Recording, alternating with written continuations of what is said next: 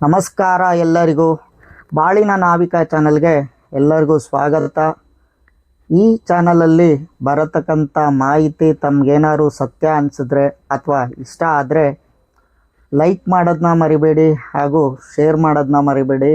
ನಿಮ್ಮ ಬಂಧು ಮಿತ್ರರಿಗೂ ಈ ಚಾನಲ್ ಬಗ್ಗೆ ತಿಳಿಸೋದನ್ನ ಮರಿಬೇಡಿ. ನನ್ನ ಹಿಂದಿನ ವಿಡಿಯೋಲ್ಲಿ ಒಂದು ಸಾವಿನ ವಿಚಾರವನ್ನು ಹೇಗೆ ಒಂದು ಭಗವಂತನು ಹೇಗೆ ಒಂದು ಗಂಟೆಯನ್ನು ಬಾರಿಸ್ತಾನೆ ಅಂದರೆ ಒಂದೊಂದು ಕ್ಷಣದಲ್ಲೂ ಒಂದೊಂದು ಮಾಹಿತಿಯನ್ನು ತಮಗೆ ನೀಡಿದ್ದೆ. ಈ ವಿಡಿಯೋಲಿ ಕೊನೆಯ ಘಟಕ ಅಂದರೆ ಒಬ್ಬ ವ್ಯಕ್ತಿ ಸಾವಿನ ಸಮಯದಲ್ಲಿ ಏನು ನೋಡ್ತಾನೆ ಅನ್ನತಕ್ಕಂಥ ಮಾಹಿತಿ ಹಾಗೂ ಏನಾಗುತ್ತೆ ಅನ್ನತಕ್ಕಂಥ ಮಾಹಿತಿ ಈ ವಿಡಿಯೋಲಿ ತಿಳಿಸ್ತಾ ಇದ್ದೀನಿ. ಹಾಗಾಗಿ ಕೊನೆಯವರೆಗೂ ನೋಡಿ. ಹಾಗಾಗಿ ಮುಂದಿನ ನನ್ನ ವಿಡಿಯೋಲಿ ಒಂದೊಂದೇ ಟಿಪ್ಸನ್ನು ತಮಗೆ ನನ್ನ ಒಂದು ಮಧ್ಯಭಾಗ ಆಗಿರ್ಬೋದು ಹಾಗೂ ಕೊನೆಯ ಭಾಗ ಆದರೂ ಆಗಿರ್ಬೋದು ತಮಗೆ ಮನೆಯಲ್ಲಿ ಕೆಲವೊಂದು ವಿಚಾರಗಳನ್ನ ಟಿಪ್ಸ್ ಆಗಿ ಕೊಡೋಗ್ಲಿಕ್ಕೆ ನಾನು ಇಷ್ಟಪಡ್ತಾ ಇದ್ದೀನಿ. ಹಾಗಾಗಿ ಕೊನೆಯ ತನಕ ನೋಡಿ ಅನ್ನುತ್ತಾ ನನ್ನ ಮಾತನ್ನು ನಾನು ಮುಂದುವರಿಸ್ತಾ ಇದ್ದೀನಿ. ತಮಗೆಲ್ಲ ತಿಳಿದಿರ್ಬೋದು, ನಮ್ಮ ದೇಹನೇ ಆಗಿರ್ಬೋದು, ಈ ಭೂಮಿ ಮಂಡಲನೇ ಆಗಿರ್ಬೋದು, ಎಲ್ಲವೂ ಆಗಿರೋದು ಪಂಚಭೂತಗಳಿಂದ. ಅಂದರೆ ಅಗ್ನಿ ತತ್ವ, ಜಲತತ್ವ, ವಾಯುತತ್ವ, ಒಂದು ಆಕಾಶ ತತ್ವ, ವಾಯುತತ್ವ. ಈ ಒಂದು 5 ತತ್ವಗಳಿಂದನೇ ನಮ್ಮ ದೇಹನೇ ಆಗಲಿ ಹಾಗೂ ಈ ಒಂದು ಭೂಮಿ ಕೂಡ ಆಗಿರುವಂಥದ್ದು. ಆದರೆ ಇದು ಯಾವುದಾದರೂ ಒಂದು ಇಲ್ಲ ಅಂದರೂ ಕೂಡ ನಾವು ಕೂಡ ಇಲ್ಲ ಹಾಗೂ ಈ ಒಂದು ಭೂಮಂಡಲದಲ್ಲಿ ಇರತಕ್ಕಂಥ ಯಾವುದೇ ಒಂದು ವಸ್ತು ಆಗಿರ್ಬೋದು, ಏನೇ ಒಂದು ಇದಾಗಿರ್ಬೋದು, ಅದು ಒಂದು ಕ್ಷಣಿಕದಲ್ಲೇ ಅದು ಒಂದು ಕ್ಷೀಣತೆ ಹಾಗೆ ಆಗುತ್ತೆ. ಹಾಗಾಗಿ ಈ ಅಗ್ನಿ ತತ್ವ, ವಾಯು ತತ್ವ, ಜಲತತ್ವ ಏನಾಗುತ್ತೆ ಅನ್ನೋದಕ್ಕಂಥ ಮಾಹಿತಿ ನೋಡಿ. ತಮಗೆ ತಿಳಿದಿರ್ಬೋದು, ಒಬ್ಬ ಮನುಷ್ಯನಿಗೆ ನಾನು ನಿಮಗೆ ನನ್ನ ಹಿಂದಿನ ವಿಡಿಯೋಲಿ ಹೇಳಿದ್ದೆ, ಒಂದು ಮಗು ಹುಟ್ಟಿದಾಗ ಹೇಗೆ ಭಗವಂತನು ಅವನ ಹತ್ತಿರ ಅಂದರೆ ಅವನಿಗೆ ಏನು ಒಂದು 7 ವರ್ಷ ಕಾಲ ಅವನಿಗೆ ಒಂದು ಬುದ್ಧಿ ಅನ್ನೋದಿರಲ್ಲ, ಅಂದರೆ ತಿಳುವಳಿಕೆ ಅನ್ನೋದಿರಲ್ಲ. ಆ ಸಮಯದಲ್ಲಿ ಭಗವಂತನು ಅವನ ಹತ್ರದಲ್ಲೇ ಇರ್ತಾನೆ. ಆದ ನಂತರ ಅವನಿಂದ ದೂರ ಆಗ್ತಾನೆ ಅನ್ನತಕ್ಕಂಥ ವಿಚಾರನ ಹೇಳಿದ್ದೆ. ಆದರೆ ಈ ಕೊನೆಯ 1 ರಿಂದ 2 ಗಂಟೆ ಅಂದರೆ 2 ಗಂಟೆಯ ಮುಂಚಿತವಾಗೋ ಅಥವಾ ಕೆಲವೊಬ್ಬರಿಗೆ 4 ತಾಸುಗಳಿನ ಮುಂಚಿತವಾಗಾದರೂ ಆಗುತ್ತೆ. ಅವರ ನಾಲಿಗೆ ಒಂದು ಕಪ್ಪಾಗಿ ಆಗಿ ನಾಲಿಗೆ ದಪ್ಪ ಆಗುತ್ತೆ.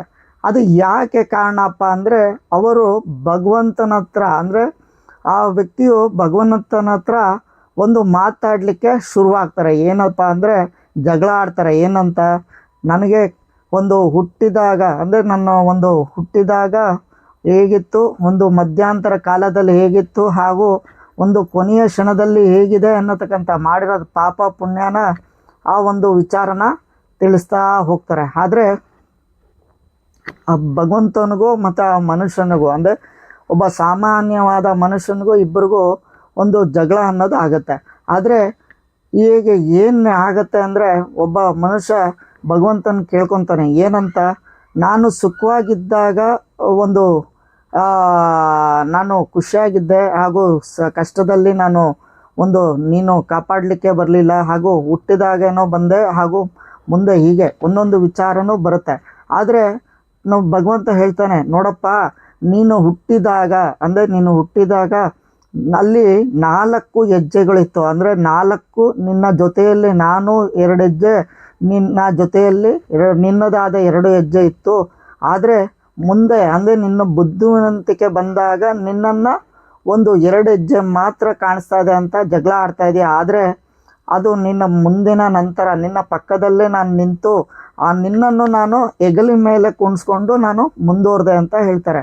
ಹಾಗೂ ಖುಷಿ ಇದ್ದಾಗ ಆವಾಗ ಕೂಡ ಅಷ್ಟೇ ಆ ಭಗವಂತ ಏನು ಮಾಡ್ತಾನಪ್ಪ ಅಂದರೆ ನಮ್ಮ ಪಕ್ಕದಲ್ಲೇ ನಿಂತು, ಅಂದರೆ ನಮ್ಮ ಒಬ್ಬ ಮನುಷ್ಯನಿಗೂ ಅಂದರೆ 2 ಕಾಲು, ಭಗವಂತಂದು 2 ಕಾಲು ಇರುತ್ತೆ. ಆದರೆ ಕಷ್ಟ ಕಾಲದಲ್ಲಿ ಮಾತ್ರ ಬರೇ ಭಗವಂತಂದು 2 ಕಾಲು ಮಾತ್ರ ಕಾಣಿಸುತ್ತೆ. ಆದರೆ ಈ ಮನುಷ್ಯಂದು 2 ಕಾಲು ಕಾಣಿಸಲ್ಲ. ಆವಾಗ ಮನುಷ್ಯ ಕೇಳ್ತಾನೆ, ಅಲ್ಲ ಅವಾಗ ಮಾತ್ರ ಕಷ್ಟದಲ್ಲಿ ಸುಖದಲ್ಲಿದ್ದಾಗ ಮಾತ್ರ 4 ಕಾಲಿದೆ, ಆದರೆ ಕಷ್ಟ ಇದ್ದಾಗ ಮಾತ್ರ ಒಂದು 2 ಕಾಲಿದೆ, ನೀನು ಆವಾಗೂ ಬಂದಿಲ್ಲ ಅಂತ ಜಗಳ ಆಡ್ತಾನೆ.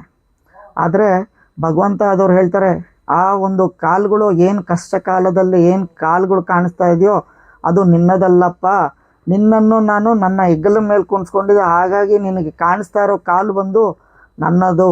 ಆ 2 ಕಾಲು ನನ್ನ ಭುಜ ಮೇಲೆ, ಅಂದರೆ ನೀನು ನನ್ನ ಹೆಗಲ ಮೇಲೆ ಕೂತು ಒಂದು ಹೋಗ್ತಾ ಇದೆಯಾ ಅನ್ನತಕ್ಕಂಥ ವಿಚಾರ ಒಂದು ಸಣ್ಣದಾದ ಕಥೆಯಲ್ಲಿ ಹೇಳ್ತಾರೆ. ಆದರೆ ಹೀಗೆ ಭಗವಂತನಿಗೂ ಮತ್ತು ಒಬ್ಬ ಮನುಷ್ಯನಿಗೂ ಆ ಒಂದು ಜಗಳ ಅನ್ನೋದು ನಡೆಯುತ್ತೆ. ಆದರೆ ಮಾಡಿದ ತಪ್ಪುಗಳನ್ನೆಲ್ಲ ಆ ಒಂದು ನಿಮಿಷ, ಅಂದರೆ ಆ ಒಂದು ಏನೋ ಒಂದು ತಾಸು ಇರುತ್ತೋ, ಒಂದು 1 ಅವರೋ 2 ಅವರೋ 4 ಅವರೋ ಏನೋ ಅವನಿಗೆ ಒಂದು ಸಮಯ ಇರುತ್ತೋ, ಪಾಪ ಪುಣ್ಯ ಅದೆಲ್ಲ ಒಂದು ಬ್ಯಾಲೆನ್ಸಿಂಗ್ ಆಗುತ್ತೆ. ಆ ಸಮಯದಲ್ಲಿ ಅವನಿಗೆ ಗಲಾಟೆ ಅನ್ನೋದು ನಡೀತಾ ಇರುತ್ತೆ. ಆ ಸಮಯ ಇನ್ನೇನು ಮೀರೋಕ್ಕಿಂತ ಮುಂಚಿತವಾಗಿ, ಯಾಕಂದರೆ ಅವ್ರಿಗೆ ಒಂದು ಭಗವಂತನಿಗೂ ಅವನಿಗೂ ಒಂದು ಜಗಳ ನಡೆಯೋಕ್ಕಾರೆ ಆ ಮೃತ ಆಗೋತಕ್ಕಂಥ ವ್ಯಕ್ತಿಗೆ ಆಸೆ ಅನ್ನೋದು ಜಾಸ್ತಿ ಬರುತ್ತೆ. ಯಾಕಂದರೆ ಯಾವುದೇ ಒಬ್ಬ ವ್ಯಕ್ತಿಗೆ ಸಾವು ಹತ್ರಕ್ಕೆ ಬಂದಾಗ ನಾನು ಇನ್ನೂ ಒಂದು ಸ್ವಲ್ಪ ದಿನ ಬದುಕಬೇಕಪ್ಪ ಅನ್ನತಕ್ಕಂಥ ಆಸೆ ಬರುತ್ತೆ. ಅದು ಯಾವ ರೀತಿ ಅನ್ನೋದಾದರೆ ತಮಗೆ ತಿಳಿದಿರಬೇಕು. ಏನು ಅಂದರೆ ಒಂದು ಗಂಡ ಹೆಂಡತಿಯ ಮೋಹ ಆಗಿರ್ಬೋದು, ಒಂದು ಮಕ್ಕಳಿನ ಮೋಹ ಆಗಿರ್ಬೋದು, ಒಂದು ಕೆಲವೊಬ್ಬರಿಗೆ ಹಣದ ಮೋಹ ಬರುತ್ತೆ. ಅಂದರೆ ಆ ಕೊನೆಯ ಕ್ಷಣ ಬಂದಿದ ತಕ್ಷಣ ಒಬ್ಬೊಬ್ಬರಿಗೂ ಒಂದೊಂದು ಥರದ ಮೋಹ ಬರುತ್ತೆ. ಆದರೆ ಜೀವಂತ ಕಾಲ ಇದ್ದಾಗ, ಅಂದರೆ ಇರುವಂಥ ಕಾಲದಲ್ಲಿ ಅಯ್ಯೋ ನಾನು ಹೋದರೆ ಸಾಕಪ್ಪ ಅಂತಾರೆ. ಆದರೆ ಆ ಕೊನೆಯ ಕ್ಷಣ ಏನಿರುತ್ತೋ ಆ ಸಮಯ ಬಂದಿದ ತಕ್ಷಣ, ಯಾಕೆಂದರೆ ಆ ಒಂದು ನ್ಯಾಚುರಲ್ ಡೆತ್ ಅಂತ ಏನು ಹೇಳ್ತಾ ಇದ್ವೋ, ಆ ಕೊನೆಯ ಕ್ಷಣದಲ್ಲಿ ನಾಲ್ಗೆ ದಪ್ಪ ಆಗಿ, ಯಾಕಂದರೆ ಒಂದು ಭಗವಂತನ ಅವ್ನ ಕಣ್ಣಿಗೆ ಕಾಣಿಸ್ಕೊಳ್ಳೋಕ್ಕೆ ಶುರುವಾಗ್ತಾರೆ. ಆ ಸಮಯನ ಎಲ್ಲರೂ ಕೂಡ ಯಾರು ನ್ಯಾಚುರಲ್ ಡೆತ್ ಆಗಿ ಒಂದು ಹಾಕುವಂಥ ವ್ಯಕ್ತಿಗಳಾಗಿರ್ತಾರೋ ಅವ್ರಿಗೆ ನೀವೇನಾದರೂ ಪರೀಕ್ಷೆ ನೋಡಬೇಕು ಅಂದರೆ ಈ ಒಂದು ನೋಡಬೇಕು ಅಂದರೆ ಎಲ್ಲರೂ ಕೂಡ ನೋಡ್ಬೋದು. ಏನಂದರೆ ನಾಲ್ಗೆ ಬಂದು ಕಪ್ಪಾಗಿ ಆಗತ್ತೆ ಹಾಗೂ ನಾಲ್ಗೆ ದಪ್ಪ ಆಗುತ್ತೆ. ಯಾಕಂದರೆ ಅವ್ರು ಯಾವುದೇ ಥರದ ವಿಚಾರವನ್ನು ಹೇಳಬಾರ್ದು ಅನ್ನೋತಕ್ಕಂಥ ವಿಚಾರದಿಂದ ಆ ಒಂದು ನಾಲ್ಗೆ ದಪ್ಪ ಆಗುತ್ತೆ. ಆದರೆ ಆ ವ್ಯಕ್ತಿಗೆ ಭಗವಂತನು ಏನು ಒಂದು ಆಗು ಹೋಗುಗಳು, ನಾನು ಇನ್ನೇನು ಮೃತ ಆಗ್ತೀನಿ ಅನ್ನೋತಕ್ಕಂಥ ವಿಚಾರನೂ ಕೂಡ ಆ ವ್ಯಕ್ತಿಗೆ ಗೊತ್ತಾಗುತ್ತೆ. ಹಾಗೂ ತಮಗೆ ಈ ನ್ಯಾಚುರಲ್ ಡೆತ್ ಏನೋ ವಿಚಾರ ತಿಳಿಸ್ತೆ. ಆದರೆ ಈ ಕೆಲವೊಬ್ಬರು ಒಂದು ಸೂಸೈಡ್ ಆಗಿರ್ಬೋದು ಹಾಗೂ ಆಕ್ಸಿಡೆಂಟ್ ಆಗಿರ್ಬೋದು, ಏನಾಗುತ್ತೆ ಅನ್ನೋತಕ್ಕಂಥ ಮಾಹಿತಿ ಇಲ್ಲೇ ತಿಳಿಸ್ತೀನಿ ನೋಡಿ. ತಮಗೆಲ್ಲ ತಿಳಿದಿರ್ಬೋದು. ಏನಪ್ಪ ಅಂದರೆ ಯಾವುದೇ ಒಬ್ಬ ವ್ಯಕ್ತಿಗೂ ಒಂದು ಸಾವು ಅಂತ ಬಂದಿದ ತಕ್ಷಣ, ಯಾಕಂದರೆ ಅಲ್ಲಿ ತನಕನೂ ಒಂದು ಇನ್ನೇನು ಹತ್ರಕ್ಕೆ ಬರೋ ತನಕನೂ ಅವನಿಗೆ ಆಸೆ ಅನ್ನೋದೇ ಇರಲ್ಲ.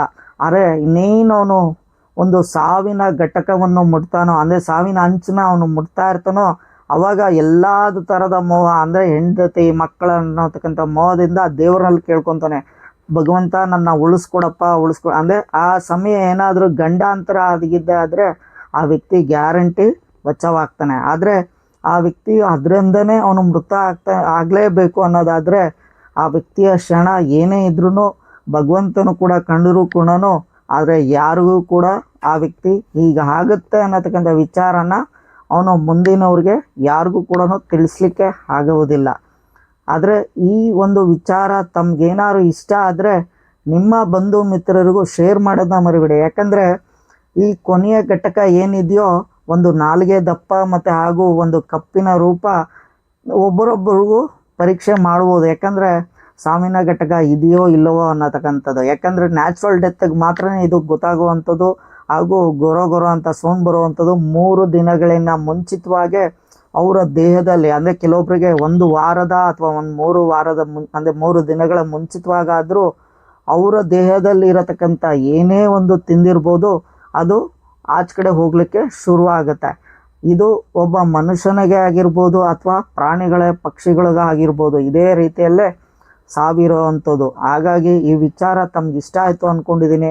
ಈ ವಿಚಾರನ ನಿಮ್ಮ ಬಂಧು ಮಿತ್ರರಿಗೂ ಶೇರ್ ಮಾಡೋದನ್ನ ಮರಿಬೇಡಿ. ನಮಸ್ಕಾರ.